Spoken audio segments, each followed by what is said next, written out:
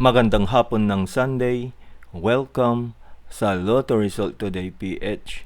Narito ang mga resulta para sa 5 p.m. draw, March 8, 2026.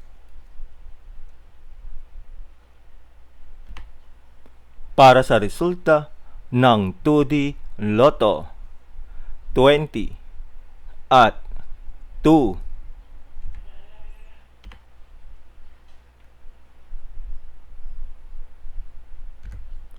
Heto naman ang resulta kaninang 2 p.m. draw.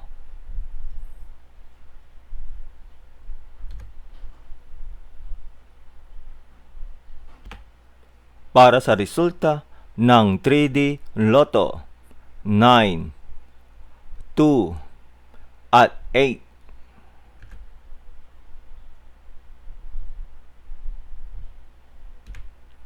Heto naman ang lumabas kaninang 2 p.m. draw.